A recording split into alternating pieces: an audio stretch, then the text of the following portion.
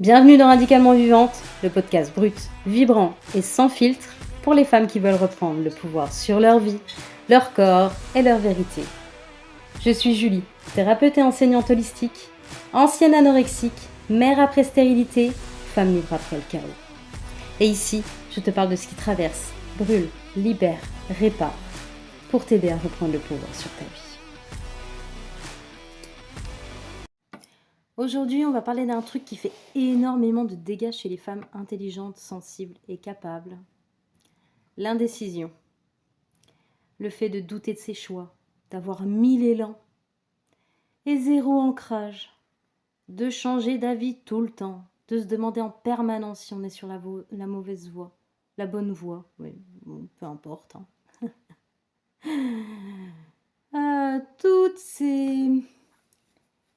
Toutes ces petites choses qui font me dire de moi que ça me fatigue, que je me fatigue, tu sais.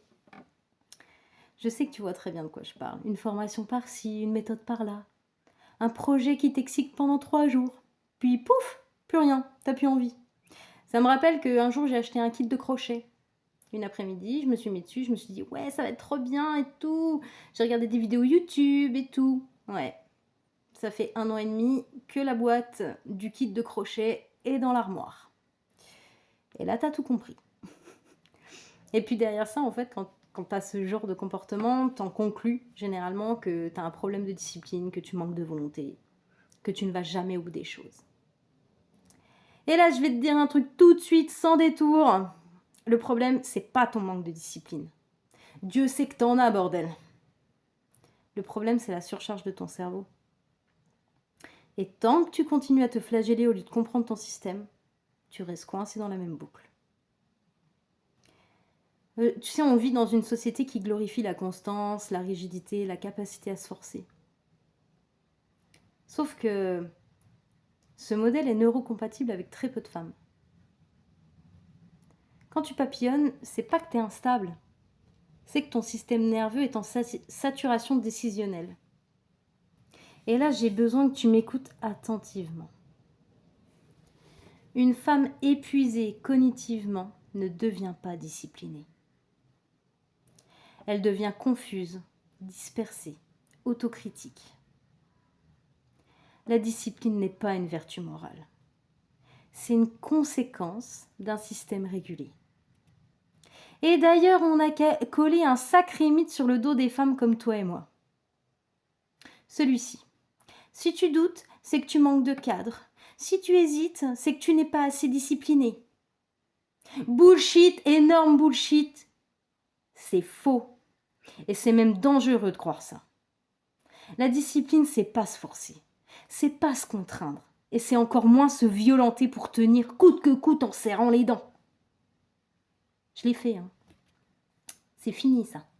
Parce que j'ai compris ce que je suis en train de t'expliquer là. Et que la vraie discipline, c'est une structure qui sécurise le système nerveux. Et là, je vais être très claire avec toi. Il y a des femmes comme moi qui se sentent bien dans le cadre. Qui se sentent bien quand... Moi, je me sens bien plutôt quand les journées se ressemblent, quand mon quotidien est prévisible, quand les choses ont une place claire. Je sais que d'un œil extérieur, j'ai l'air vachement rigide, contrôlante et tout ça. Mais clairement, c'est pas de la rigidité. C'est de l'ancrage.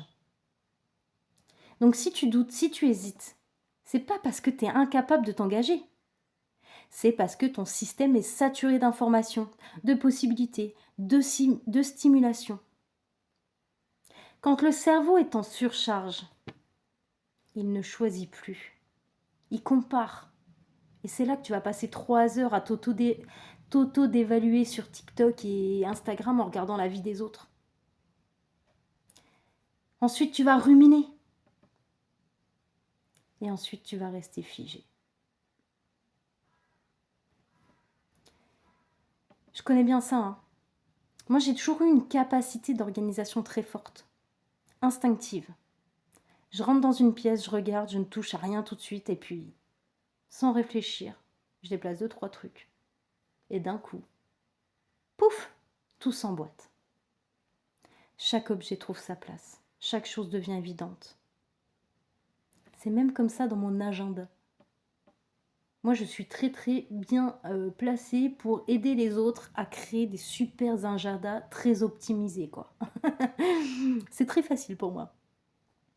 Et justement, dans toutes ces petites mimiques, si tu veux, on va dire ça comme ça, je ressens un truc ultra précis.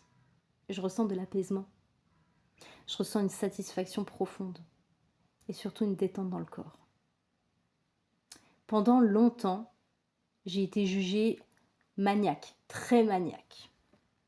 Il fallait que ma maison soit nickel, que l'extérieur soit sous contrôle pour que je me sente bien à l'intérieur. C'était pas réellement du perfectionnisme. C'était une tentative de régulation. Inconsciemment, si je voulais réguler correctement mon système nerveux, il fallait que je fasse comme ça. Et j'ai eu des automatismes comme ça, genre à chaque fois que j'étais en colère ou des choses comme ça, mais je briquais ma baraque comme neuve, tu sais, à m'en défoncer la peau des phalanges, quoi. Et je sais que je suis pas la seule, parce qu'à chaque fois que j'en discute avec quelqu'un, elle me dit ah, mais moi c'est pareil, hein, je te vénère, au moins ma salle de bain est propre. On fait toutes pareil. On fait toutes pareil. Il faut que tu saches que mettre de l'ordre dehors pour créer du calme dedans, c'est ok. Et j'ai d'ailleurs souvent entendu que ton intérieur reflète ton extérieur. Et de vivre comme ça jusqu'à un moment, ça a marché, hein.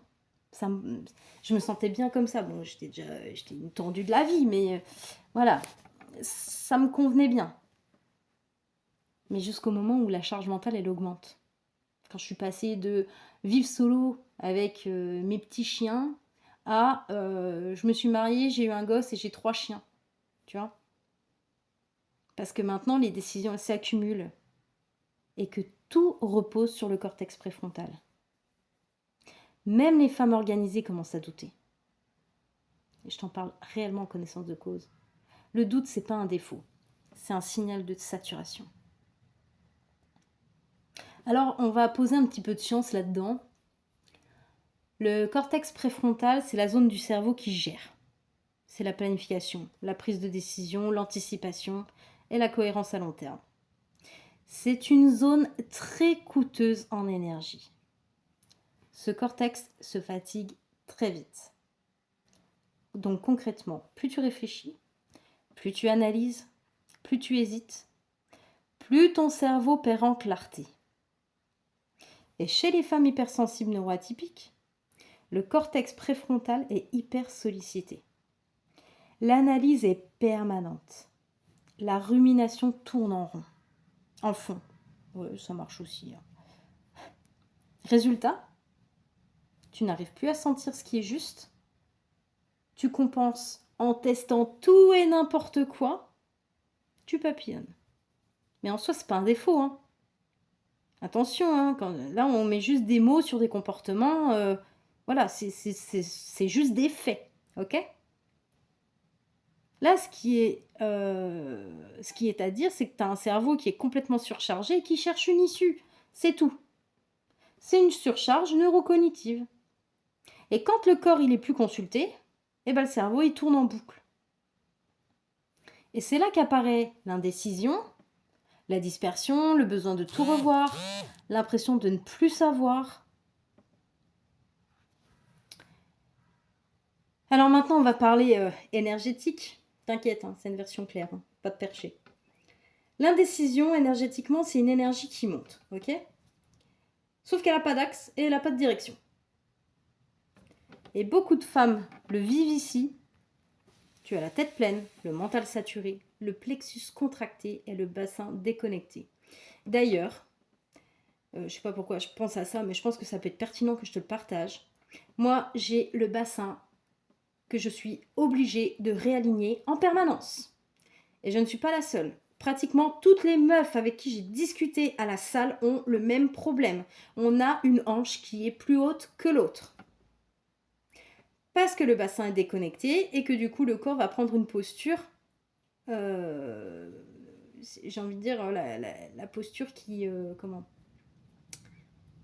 Oh mince, je trouve plus mes mots. Bon, ça me reviendra peut-être plus tard. Bref. Énergétiquement, l'axe n'est pas installé. Et quand l'énergie, elle descend pas, les décisions, elles ne s'ancrent pas. Les choix ne peuvent pas tenir dans le temps. Et l'élan, pouf, il se disperse. Et après, toi, tu te dis quoi? Je ne suis jamais sûre de moi. Je me tiens à rien. Mais non, t'inquiète pas. C'est juste que t'es pas incarné dans tes choix. Ton choix, il n'est pas rentré dans ton corps. Ton choix, il est resté dans le mental. Donc, puis ton mental, tu le sais, je pense que tu,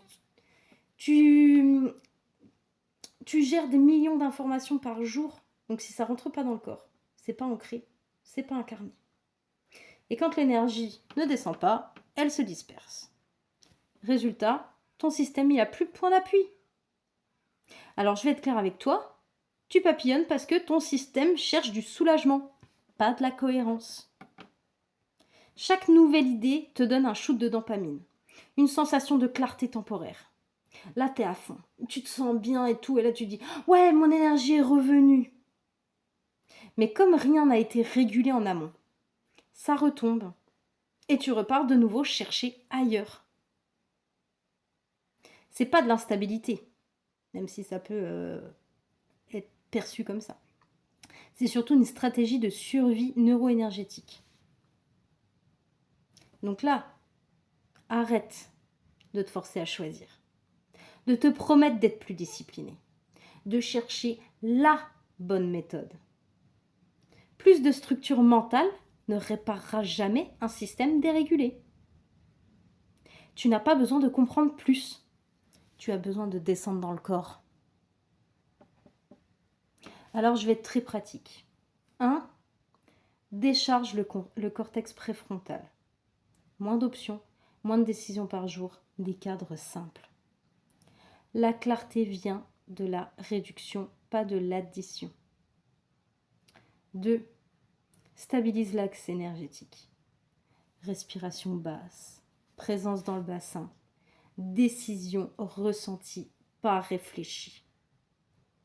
Un choix juste, c'est un choix qui tient dans le corps et surtout qui tient dans le temps. En 3, régule avant de décider. Si ton système est activé, tu ne décides pas, tu ne régules pas. Alors du coup, je vais te donner un petit outil très simple pour t'aider. C'est un outil physiologique et énergétique. La règle numéro 1, on ne décide jamais quand le système est instable. Ok?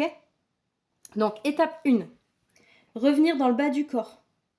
2 minutes. Pose les 2 pieds au sol, appuie légèrement, expire longuement par la bouche. Si tu ne sens pas tes jambes, c'est pas le moment de choisir. T'es pas ancré. Étape 2, réduire le champ des possibles. Pose une seule question. Quelle est la prochaine action simple, évidente, maintenant? Pas le plan, pas la vision, juste l'étape suivante. En étape 3, observe la détente. Un bon choix ne crée pas forcément de l'excitation. Il crée souvent un micro-relâchement. Si ça détend quelque part dans ton corps, continue. Si ça contracte, ajuste. La clarté, elle vient après la stabilisation, jamais avant. Et c'est justement pour ça que The Shift existe. Pas pour t'apprendre à mieux réfléchir, mais pour t'apprendre à réguler ton système. Dans The Shift, on travaille la stabilisation du système nerveux, la descente dans le corps, la sortie du pilotage mental. Tu ne deviens pas plus discipliné, tu deviens plus clair. Résultat, moins de dispersion, plus de clarté, des choix qui durent. Tu ne forces plus. Tu choisis depuis un endroit régulé. Et quand ton énergie est stabilisée, quand ton corps est à nouveau impliqué, quand ton axe est posé, quand ton énergie est incarnée, quand ton système est régulé, t'as plus besoin de chercher partout. Tu sais. À l'intérieur de toi, tu sais. T'as une foi inébranlable. Et c'est là qu'entre en jeu souveraine. Souveraine, c'est pas savoir exactement quoi faire. C'est habiter ses décisions. C'est ne plus douter de soi quand on choisit. Une femme souveraine ne papillonne plus, ne se justifie plus, ne se disperse plus, ne suranalyse plus non plus. Elle ajuste sans se trahir. Elle n'est pas rigide, elle est ancrée. Voilà, cet épisode touche à sa fin. J'espère qu'il t'a plu autant qu'à moi ça m'a plu de l'enregistrer. Si cet épisode t'a parlé, partage-le, like, laisse-moi un avis. Ça aide le podcast à toucher des femmes qui ne manquent pas de volonté, mais qui ont surtout besoin de structure. Et surtout, n'oublie pas, on survit par habitude, on vit par choix. Je te dis à très vite dans le prochain épisode de Radicalement Vivante.